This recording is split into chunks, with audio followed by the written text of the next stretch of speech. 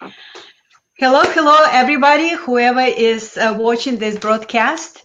My name is Millen Livis. I'm a financial empowerment mentor for women and wealth architect. Basically, I help women become financially independent by making their money work for them.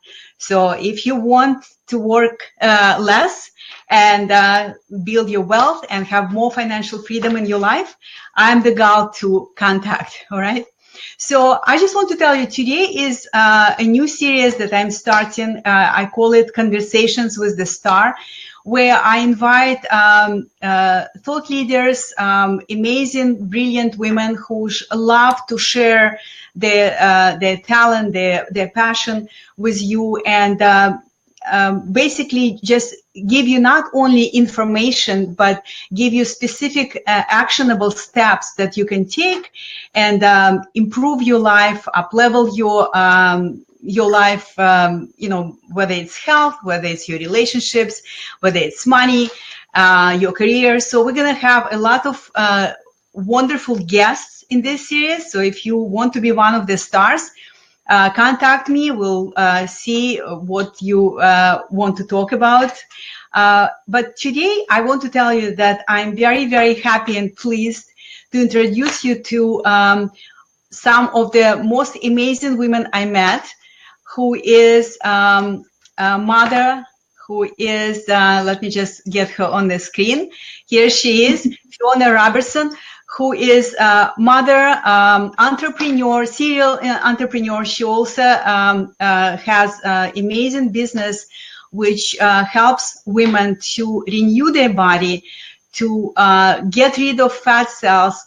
And what is amazing that she knows how your money issues or your relationship with money actually affects your weight. So without further ado, here's Fiona Robertson. Fiona, thank you so much for being with me today. I'm very happy to have you, especially as our first broadcast in this series. So thank you and welcome. It's my pleasure. Thank you so much for asking me, Millen. It's really wonderful to see your beautiful face shining on my screen here. Thank you. Actually, I'm recording this from supposedly sunny Florida, but today is a rainy and cold for Florida day, so it's not quite sunny today. And I know that Fiona is in southwest of France, right? Correct. Again, it's supposed to be sunny here as well, and we've had rain. I've had a client with me this week. She's doing a detox week this week, doing exactly what I'm going to be talking about with you tonight. And we went for a walk in the mountains and rain. Oh, well, it's, any season is a beautiful season. So that's how I want to see any weather that we have. So anyhow, today, Fiona, I would like to ask you, start our conversation with asking you, what problems do you solve that you have solutions for? What are the issues that you help other women, maybe men, to resolve with your service? Thanks, Millen. I help women who are looking to renew their bodies. They may start with struggling with their weight. They maybe have not been able to handle their weight, and so they come to me looking for a solution. Because what I say, there's usually something going on behind the scenes that you can't see for yourself that is affecting you or influencing you with how you eat, and most importantly, how your body is responding to how you're reacting to that, whether it's an emergency state, whether it's an ongoing exhaustion state. Your body is doing certain things that I thought it would be fabulous for me to talk to you about, because one of the main things that I talk about is how, for example, money, the lack of money, being scarcity with money, how that has your body absolutely holding on to absolutely everything. Even if you have done so many diets, even if you've starved yourself, your body will not let go. It is physically impossible for your body to let go because she's in a state of scarcity. So she will hold on. That's a very interesting concept, and it's very translatable to money situation, because I'm a big believer that money issues are just a doorway to something else that is happening in the back end, something that you may not consciously be aware of. And if you see it that way, if you see that, okay, I have these issues with money because why I'm holding on to these problems, like how does it serve me, how does it make me safe? And it may sound counterintuitive, but that's how it works. And the same with weight. A lot of women I've met who actually had challenges with money and weight told me that somehow they realize that being overweight makes them feel comfortable. It's somehow it's their comfort zone, right? Yeah, totally. A lot of the ladies that I have helped and who I have helped with their weight and coached, it starts out being to do with food. It starts out to be with just to do with the weight. But as you rightly say, it's a doorway. It's a doorway to whatever else is going on in your life. And because I'm talking to you, I'm going to talk about the sort of the money aspects and how that has a huge influence on whether you feel safe or not. And one of the main things I help ladies to feel is safe, and how they can be more resilient in certain circumstances for themselves, how they can build up their boundaries so that they're not influenced by absolutely everything that's going on around them. We really are very sensitive. We're very sort of, I call it empathic, in the fact that we're picking up other people's worries about money, and sometimes we're adopting those for ourselves. And that has a physical reaction, which I never realized until I went through it myself.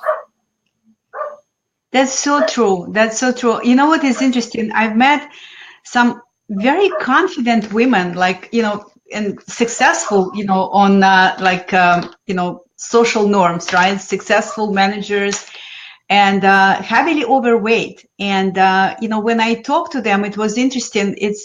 For them, it was, yes, we have money, but what if I lose this job? What if I lose this position? What if was unconsciously running, this programming, this fearful programming, what if I lose this, was running their life. And that led to, working harder, longer hours, all this fear of, not being good enough. Because if they would let me go from this job, what will I do with my life? Like, that's, this prestigious job is my life, is who I am. And that led to, like I said, working crazy hours and not really take care of herself. Like, I have one particular person in mind that I spoke with. So this is so true. So tell me, what specific elements that you discovered that contribute to women, really having challenges with weight? Like, if you could identify, I think you have like 3 of them, right? So when we spoke before, you mentioned. Exactly, Millen. There's 3 things that I've particularly identified over the years, as I've sort of met so many women, and they always come to me to do with weight. But as you say, it's just a door opener to find out what's really going on behind the scenes. Stress is a big one. 99% of what is influencing us is stress. And it could be stress to do with money. It could be stress to do with relationships, a divorce, a moving house. But it could also be something that's gone on in the past for you that you haven't realized. It could have been a trauma, abuse, something like that. But there's an awful lot of girls who are sent away to boarding school, and they don't realize that they're hanging on to a certain amount of stress because of that. They think, oh, it's normal. I never knew the amount of stress that I was holding. I was extremely vigilant. I knew what was going on around me, but because it was me living it, I wasn't aware that that was a high stress rate until I learned how to do it. I was standing in a post office in the village where I live, about 6 years ago, and I thought, oh, I've learned how to do this stress gauge. I know how to gauge my stress now, so let me just do that. And I'd race to the post office. I raced in line. I kind of screeched to a halt, get in line. And I'm thinking, here I am in a very safe village in France. Like, my kids are in the local school. I know a lot of people in the village. There's, I'm not being held up at gunpoint. So I did my stress gauge, and I was at 9. I was absolutely flabbergasted, knowing that if my body's at a stress of 9, the hormones, the adrenaline, the insulin that's being released into my body was phenomenal. So I had to teach myself, okay, how do I release this amount of stress as quickly as I possibly can to bring and to reverse all those hormones going around my body that I'm never going to use. It's part of the reptile brain that we sense an emergency, we go into fight or flight, and this is just an automatic response. And women sometimes, if they don't feel safe, or if they feel worried about their future, or they're dependent on someone, there's so many different reasons, Millen. So stress is one of the main ones. Okay, that's a big one. That's a huge one. It's a big one, and it is, but stress can come in from so many different reasons. The secondary one I found was the scarcity lack, this whole energy of being in scarcity. And it made me laugh as well, because somebody said to me, oh my God, Fiona, you're one of the richest women I know. You've got your own business. You own your own house outright, but you're always in this mentality of lack. Oh, I can't afford that, or I can't do this, or I can't. I'm like, wow, I am. Where does that come from? And I had to sort of dig around with my thoughts and my beliefs about that. And I realized I was just talking the way my parents had brought me up. Always in scarcity. They were both in insurance, so everything was to do with saving for a rainy day and be careful and don't spend that now. And so that was really interesting for me. I'm like, wow, when am I going to accept that actually I'm a free woman, I'm successful, it's easy, and enjoy spending money? And it took me a little bit of a brainwave, or an incident, to kind of make me think, for goodness sake, start living, start enjoying what you've got. It's so amazing, the story that you shared with us. We have some guests here. Hi, Nakisha, good to have you here. So the story that you share is very interesting, because the scarcity and fearful thoughts, unconscious, they're not really logical. It's like, you don't really react to something that is a fact. Like, you have successful business, you own your home, you self-sufficient for many years. So this scarcity attitude, it's not because there is something dangerous, there is something real out there. It's a habitual thoughts, and very often they conditioned from the childhood, like you shared story with your parents. And it's so, like, there are so many commonalities with money. It's scary. It's scary, because so many women, they unconsciously carry this scarcity mentality. They don't even know that. Like, I'm sure that you just described that you had no idea that such a successful and confident and competent woman like you still have this old programming running in your head. I know that I've had this for a long time in my family. I had also, money was a source of arguments and stress. And I also felt like, I'm successful, I'm confident. It doesn't affect me anymore. I'm over this, but I wasn't. And I saw it in some of the experiences in my life, because everything that we have in the conscious is reflected in our life. So it's what you shared with me, what the problems that you shared. So right now you mentioned number one was stress that causes weight gain. The second one was attitude of scarcity, or mentality of scarcity. So what is the third element that leads people, not only women, people to hold on to the weight that they have, that they accumulate? What is the third element? The third element that I've kind of discovered along the way through my own journey with everything is the fact that I became very stationary. I became very kind of in survival mode, and I really wasn't looking at what was coming for the future. I was kind of looking right now, and I'd already manifested a life in France. I'd already traveled around the world as a single backpacker at age 40. I'd already done so many fantastic things, and I'd written out my perfect day and everything. And then I landed in France. I had my business, I had my family, and I put myself on pause. And I thought, wow, what have I done? And it caused a lot of problems in the relationship that I had. And obviously it caused a lot of problems with me physically and things as well, because I was dissatisfied, but I didn't know why. I had everything, but I was dissatisfied. And then I kind of went, but I haven't actually decided what I want next. I haven't said to myself, Fiona, what do you want? How are you going to take care of yourself? Where are you going forwards with this? So I'd become very, as I just call, I don't know how else to call it, but stationary. I'd become very stagnant, and my whole energy was then very stagnant and heavy. And I became in a sort of like a negative whirlwind, and I didn't like what I felt. I didn't know how to change it. I couldn't see the light at the end of the tunnel.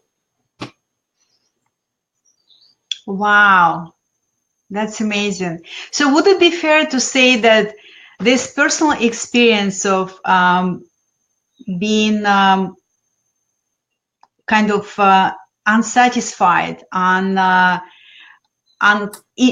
discontent, unhappy with not only your life, but with yourself, was a moment of awakening for you? Like, you know, that was the moment when you said, you know what, I have to do something about this. I cannot continue like that.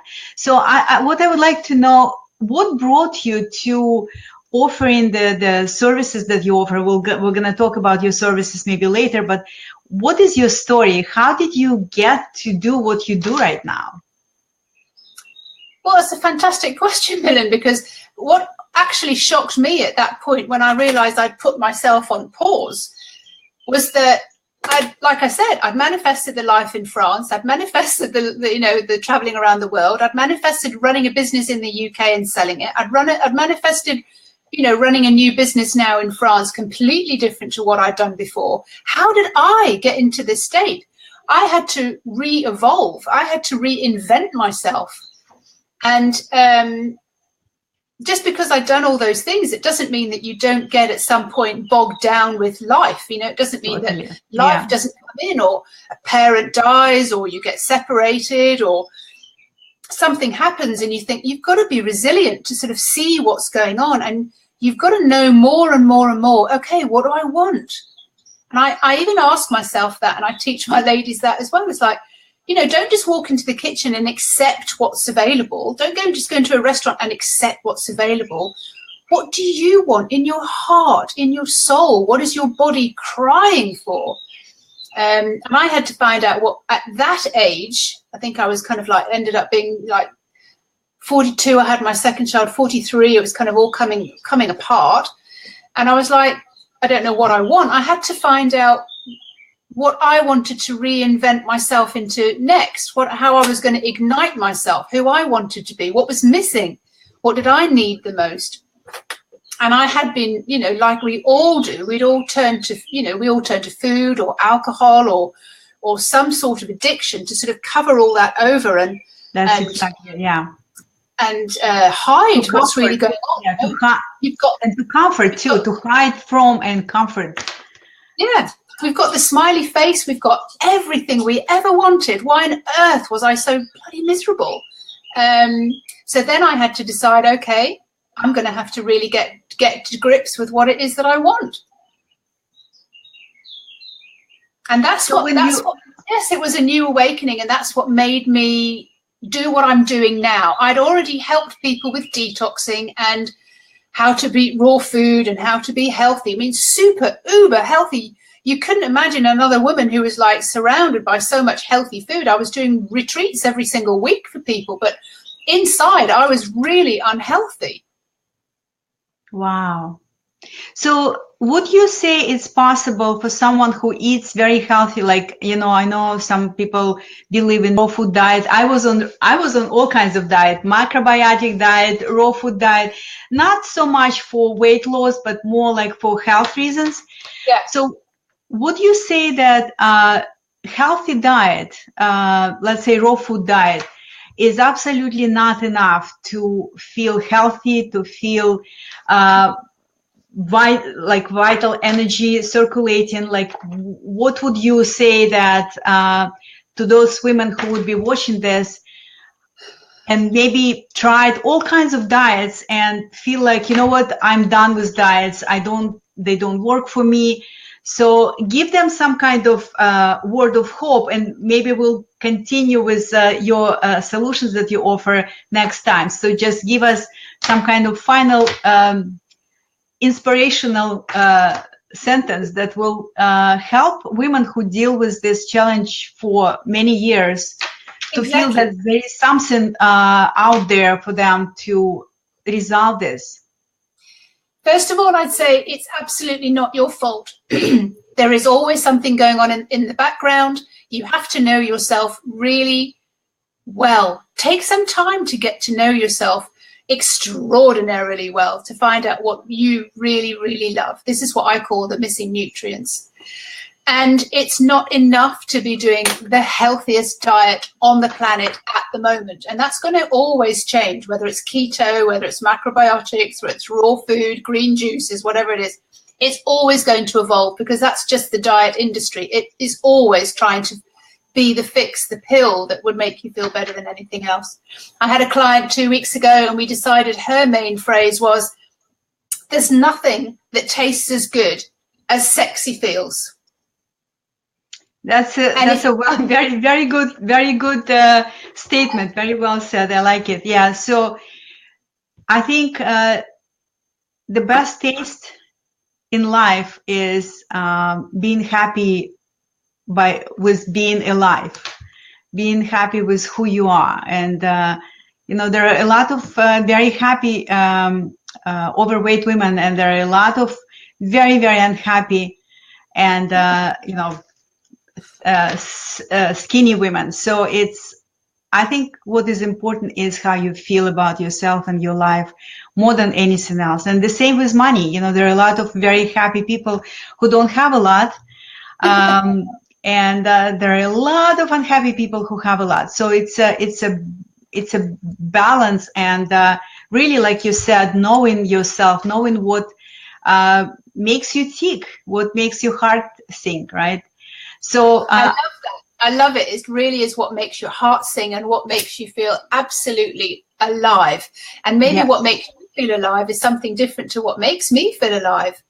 I had no idea I was such a lover of adventure, and I needed adventure to feel that thrill of being alive, whereas somebody else might want to go zen and everything else. Well, that's fine for me, but I'm like, I need the thrill, the stimulation, everything. And a lot of my other women, they need the sensuality. That, there's a personality in there that you really need to adhere to and understand about. And explore, because so many women have no idea what is it that they have deep inside them. What is it that really, truly brings them joy?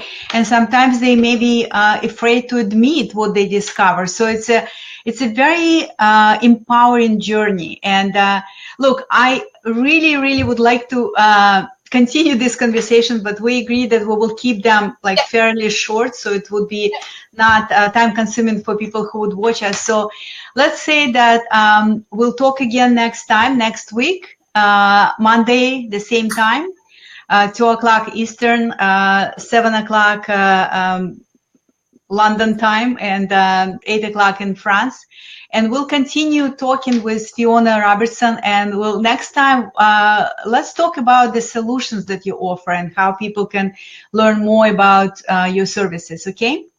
That's my pleasure. Thank you very much, Millen. I've enjoyed this thoroughly. Thank you so much.